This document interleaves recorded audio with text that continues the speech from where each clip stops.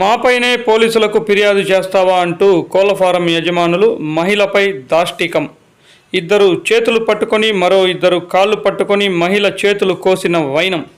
చిత్తూరు జిల్లా పలమనేరు నియోజకవర్గం గంగవరం మండలం మార్జేపల్లి గ్రామ నివాసి సుబ్బలక్ష్మమ్మ శుక్రవారం మధ్యాహ్నం 3 గంటల ప్రాంతంలో తెలిపిన సమాచారం మేరకు తిరుమల డైరీ నందు పనిచేసుకుంటూ జీవనం సాగిస్తున్నాను.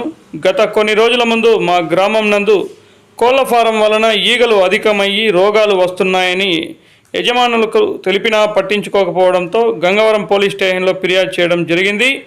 దానిని మనసులో పెట్టుకొని కోళ్ల ఫారం యజమానులు సుమారు 6 వ్యక్తులు నన్ను చేతులు కాళ్ళు ఇద్దరు పట్టుకొని మరో ఇద్దరు ఈ చేతులతోనే కదా ఫిర్యాదు చేశావంటూ నా చీరను లాగేసి జాకెట్ చింపేసి చావబాదారు. అంతేకాకుండా కత్తులతో చేతులు కోసారని నొప్పితో విలవిలలాడుతూ గట్టిగా కేకలు వేయగా చుట్టుపక్కల ఉన్నవారు రావడంతో నా ప్రాణాలు మిగిలాయి, లేదంటే నన్ను చంపేసేవారని ఆవేదన వ్యక్తం చేస్తూ పలువురు వ్యక్తులపైన ఆరోపణలు చేశారు. ఘటనపైన గంగవరం పోలీస్ స్టేషన్లో ఫిర్యాదు చేశామని తెలిపారు. సభ్య సమాజం సిగ్గుతో తలదించుకునే ఘటనలో నిజాలు పోలీసులు వెల్లడించాల్సి ఉంది. గంగవరం మండలము పసుపు గుండుగల్లు పోస్టు పసుపుత్రు పంచాయతీ దద్దులు కానీ వస్తూ ఉన్నాయి, ఏడంటే ఆడ పడేస్తూ ఉన్నారు కోళ్ళు కన్నా. దాని ద్వారాతో మాకు ఇబ్బందిగా ఉంది అని చెప్పి పెద్ద డాక్టర్లు వచ్చిండ్రి. దానికి ఫస్ట్ సంతకాలు నేనే పెట్టాననేసి పక్క మా పొలంలో వాళ్ళ పొలము మా పొలము దగ్గర ఉండింది. అది ఇచ్చి కూడా ఒక నెల అయిపోయింది. అది నేను ఊతే ఉండేది చూసి వాళ్ళు రత్నప్ప,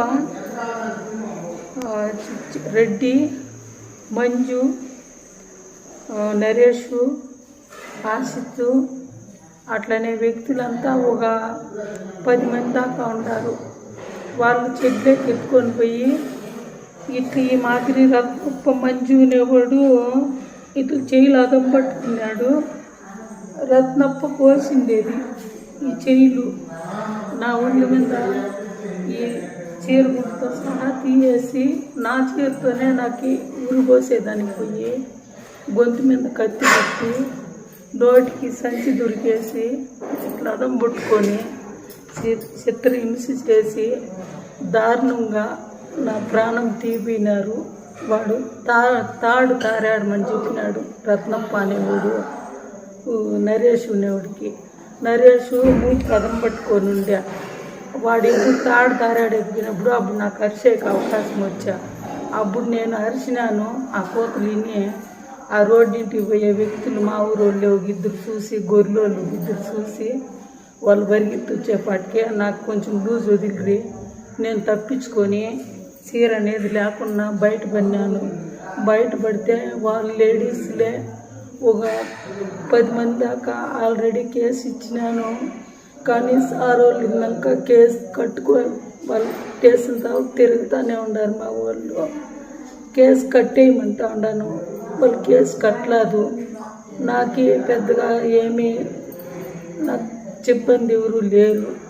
నేను మా ఇంటి అయినా పిడిచి వస్తుంది ఇప్పుడు కొంచెం కూరేపి బిడ్డ నా కొడుకు వాడు చదువుకొని జాబ్ లేకున్నా ఇప్పుడు జాబ్ ట్రై చేస్తా ఉన్నాడు. ఇది ఈ రకంతో 3 సార్లు ఇట్లా జరిగింది.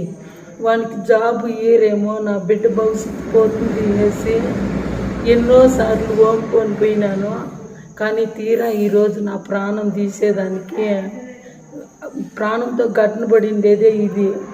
ఏ రోజైనా వాళ్ళు దీంట్లో నేను బలి అయిపోతాను.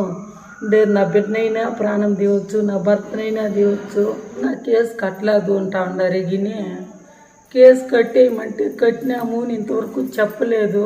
వాళ్ళ పేర్లంతా చెప్పాను, సోమత కూడా లేదు. నాకు ఈ గొంతు అంతా బాగా పిసికేసినారు, బాడీ అంతా నలిపేసినారు.